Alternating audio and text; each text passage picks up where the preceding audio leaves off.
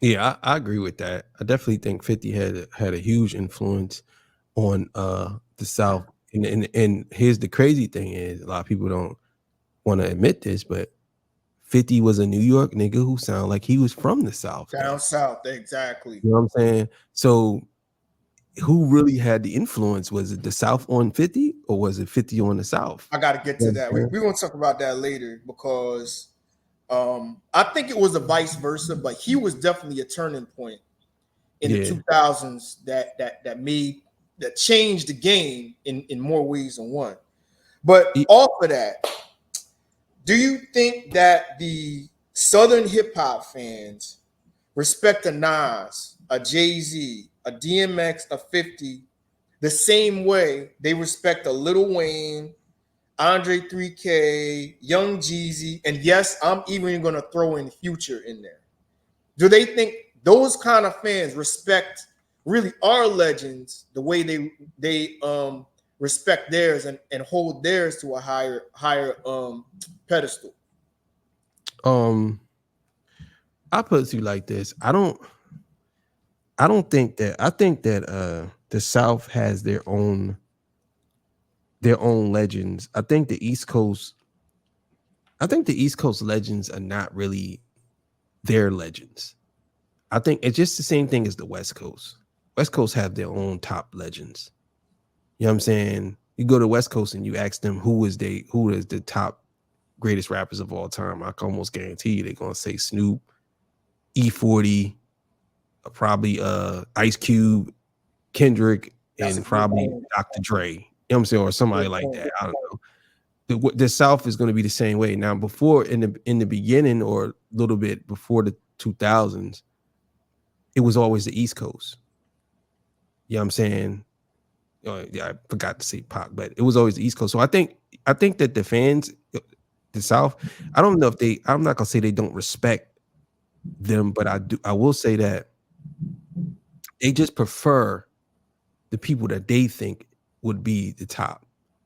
The Future and Ti, Wayne, Scarface, and So it's more of a preference thing with them. yeah, it's more of a preference thing. Now, the East Coast is more of a how would I say this? It's more of a no, I know that we're better mentality. Not a preference, more like nah, it's not even a preference. It's just I know we're better. Let Like me it will ask be you this then. yeah. Regionally around the country, if you go to Nebraska, if you go to Illinois, and I know that's Midwest or whatever, or you go to Colorado or whatever, would you say that the East Coast legends, the Nas, the Jay Z's, DMX, 50, they get more respect as being goats than the Southern MCs? The Dre 3K, the Scarface, Jeezy, etc., etc. And I'll throw one in there. Let's go to the West Coast. I'm gonna say no. You I don't think think so? if we talking the Midwest, like Kentucky and all of them up there, Mm-hmm. nah, they definitely ain't picking the East Coast over the South. And it's kind of But what weird. about West Coast? West Coast, Even nah. with and I'm gonna leave Kendrick and uh, Snoop and Tupac and all of them out there. If you go out to the West Coast, who are they choosing? The East Coast legends or the West Coast or the down south legends as higher up on the GOAT list? They're Higher up. definitely, they're definitely choosing the East Coast because the Okay. East Coast is their rival. That's the rival. That's an Yeah. interesting way of putting it because it's like you would think because they're our rival, the West Coast. You know what I mean? They would choose the South more so out of we don't want to go against the guys we're in competition with, but it's like the West Coast is respecting more the competition more than the Yeah, other alternative. That's it interesting. would be it would be more okay. Yeah, you got other guys in the room, but nah, it's between us. Y'all can play the background. This is between us right here, Biggie Yeah, and Pop. yeah. You know what I'm saying? That's what it is, Biggie and Pop. Then you gonna never get around that battle. There's no other coast that can produce that. You can't. You really can't say Kendrick and Drake because Drake's from Canada. That's right. Jay and Nas is from New York. Yeah. And there's no who's really beefing with the South that you could say from the West Coast or the East Coast that was a big beef. The only major beef with Coast is going to be Pac and Big. So that they're always going to be that dynamic between the two. I know they may say we don't feel like that now, and it's always going to be an underlying thing. Do you So think? Well, I put it clearly this say that way, you would pick the East Coast. I noticed something. I think we up here on the East Coast, I think we respect their legends more than they respect ours now.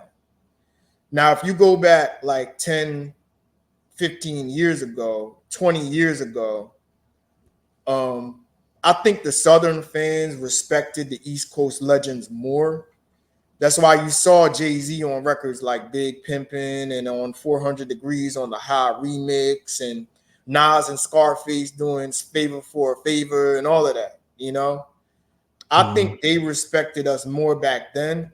But as the South got bigger and got to be the popular sound, I think they started to kind of, in a weird way, lose respect for the East Coast legends. Like, I'll give you an example. Like, I see a lot of Southern hip hop fans trash Jay-Z. I've seen it to the point where they've said that Reasonable Doubt is garbage. Reasonable Doubt is boring, blah, blah, blah, all of that. That is the hustler's playbook. I mean, rappers' careers like Pusha T was birthed off of Reasonable Doubt. Mind you, Pusha T is a Southern MC from VA. Okay? So when I come and I see that, I was like, where does this disrespect for Jay-Z come all of a sudden? Where does, Illmatic is boring and blah, blah, blah. Where does that narrative come from? When I'd even say 20, 25 years ago, they gave those albums that respect. They gave those artists that respect. So the thing is, right, and this is what I argue with one of my other boys about this.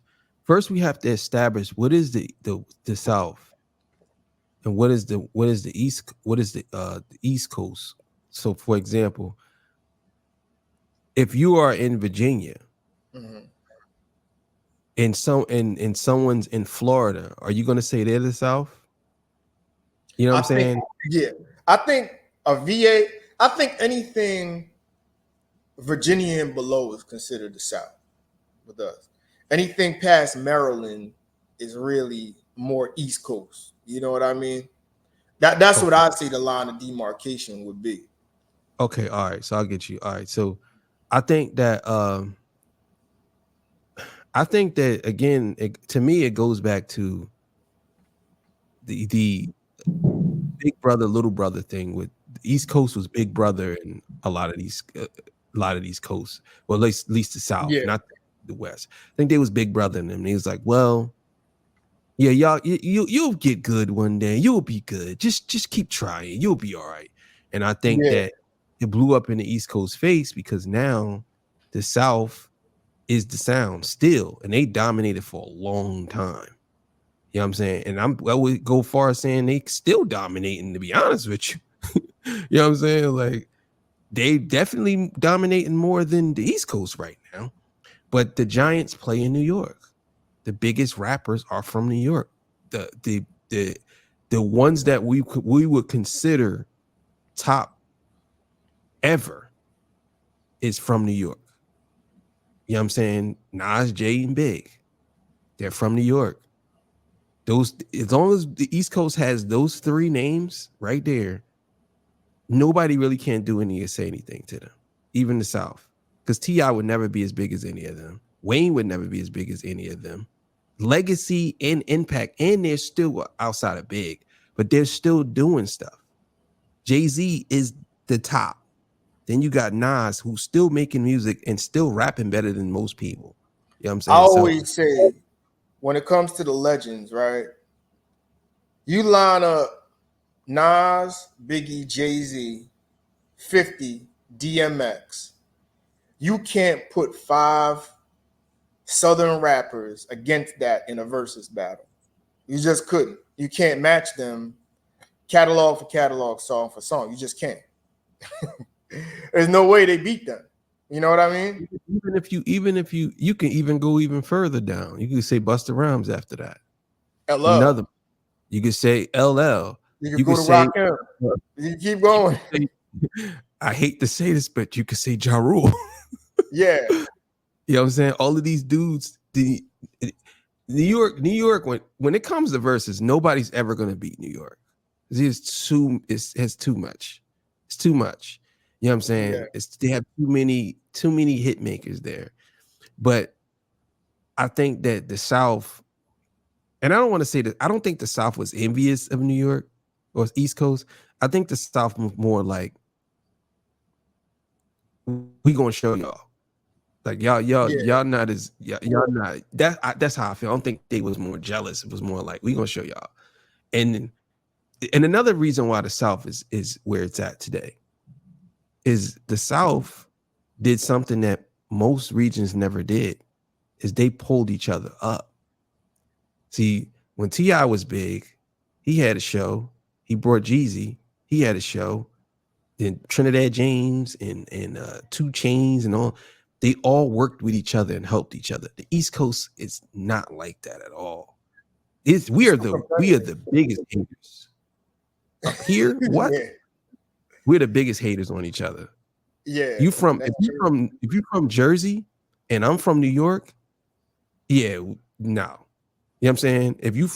Especially if you're from South Jersey, no. You know what I'm saying? Like Camden, no. I think the East Coast couldn't get past that, and that's the reason why where we at. But the South, nah, they was always bigging up each other. We're really beefing in the South outside of. They found a way to mobilize better than the East Coast, because back to the 2000s, like 50, yeah. I hate to say this, 50 ripped apart East Coast hip hop. Like once he went to Aftermath and he teamed up with Dre and M and all them, I don't think he looked at it like East Coast hip hop no more, because it's like, listen, I'm with a West Coast god and the biggest rapper in the game who's from Detroit. He's like, fuck a East Coast. I'm just a rapper. I'm an MC.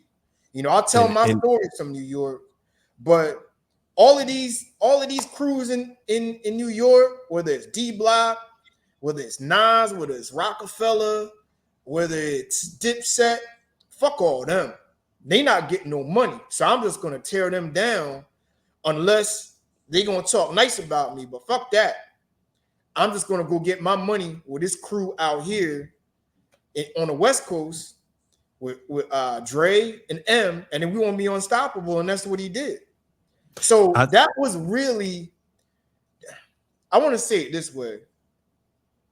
And see, we're going to have a part 2 to this, because I want to get Ansem a chance to come on. But what I think is that was kind of the death of the regional sound in hip hop. After that, and 50 went out to the West Coast to get a West Coast sound, I think 50 said, fuck it. It's about getting money and getting the sound that's hot. Fuck all of this shit from the East Coast. I'm from the East Coast, but I'm a rapper about getting money. So fuck all the rest. And that's when the divide and conquer started, I think. I don't know. I don't know if it was more, to me, I don't know if it was more divide and conquer. I think that 50 figured that there was really no money in New York like that, because everybody was doing the same. It was running in circles. And I think 50 was the one that broke the mold. It was like, you know what? I'm trying to get G Unit to be global. I'm trying to get people from the West Coast to be on G Unit, Spider Loc and Game and Young Buck from down south. I think he wanted a bunch of different sounds in one crew and try to, bring it all together.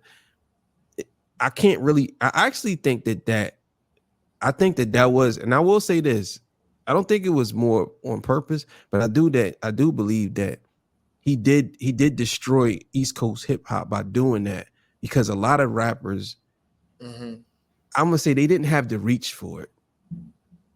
You know what I'm saying? Now Jay-Z really didn't really try to do all that, but they didn't have the reach for it. And on top of that, they wasn't risk takers. 50 was a risk taker. They wasn't risk takers. A lot of those East Coast rappers back then, they wanted to stay in their comfort zone. They wanted to rap lyrical and on East Coast beats, and that was it. But they didn't really do what 50 did. 50 took a chance by doing all that, and it played out for him.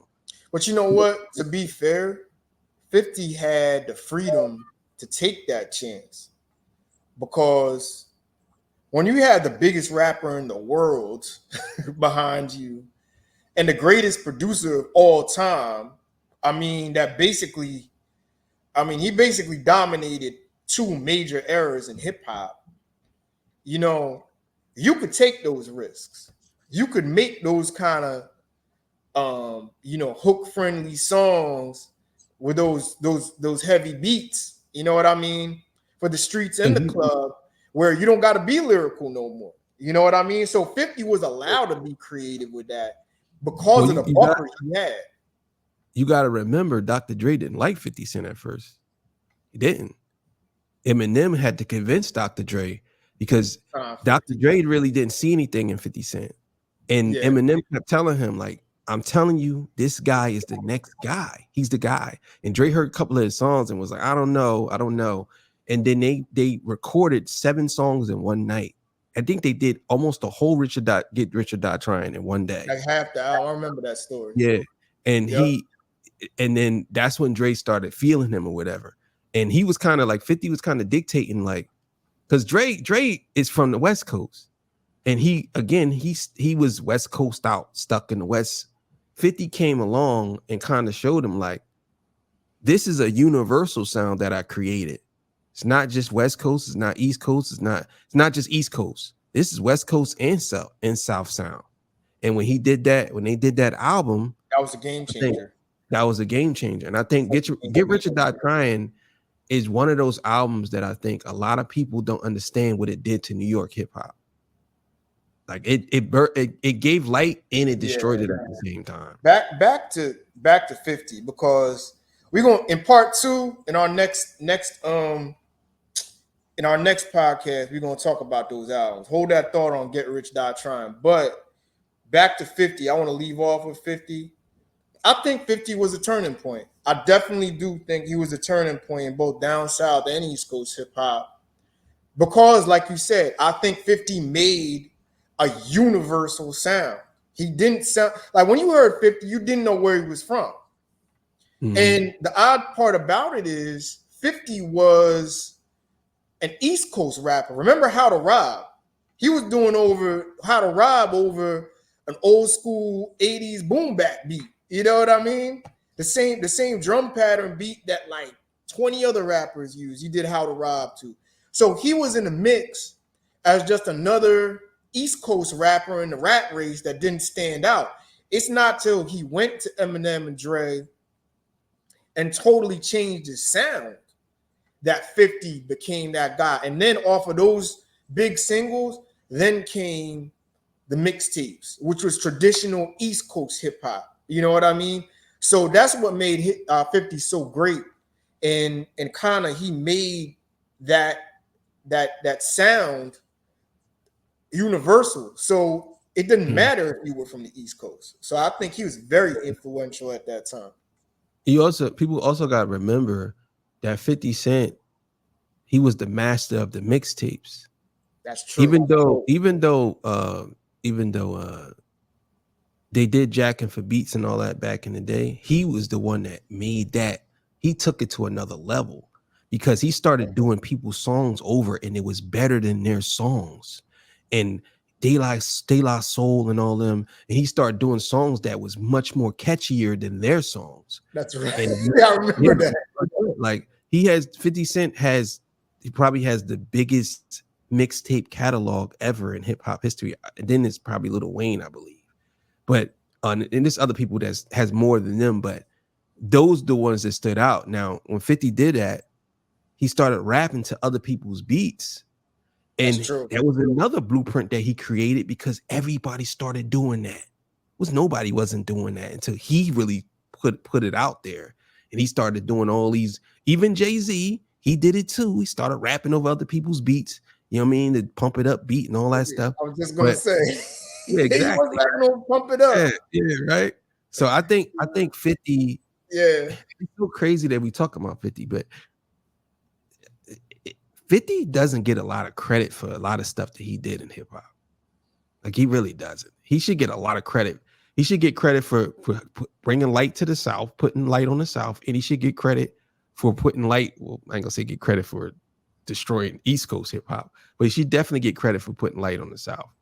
You know what I'm saying? He definitely should, and for the mixtape game that he created, because that was maybe I could say everybody. Maybe 50 didn't destroy East Coast hip hop or the East Coast sound, but I think 50 made it that it didn't matter where you were from, as long as your sound was hot, we riding with that sound.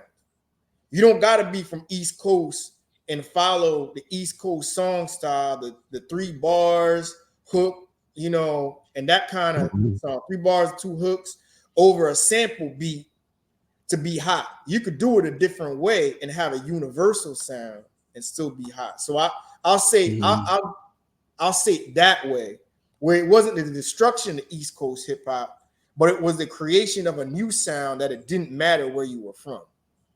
Yeah, I can agree with that. Say that. But with that, let's end part 1 of this. We're gonna have a part 2. So I got more. I want to go dig a little bit deeper in this down south, but down south Atlanta versus New York East Coast hip hop culture war. But we'll catch up next time with another edition of Hip Hop Roundtable Reviews. With that, please check out Torture Chamber. You know, definitely my man Funeral Man. He's got 3 podcasts a day, so definitely check that out. And definitely come on Hip Hop Roundtable Reviews. Check us out on Facebook. We got a Facebook group, and definitely come on, like, share, subscribe. Let's get those subscribers up. And check out my new podcast, which I got more content coming. You know, more content coming. I'm trying to get at least 2 videos out a week. So with that, y'all have a good night, and we'll catch up with you on the next podcast. All right, peace. All right.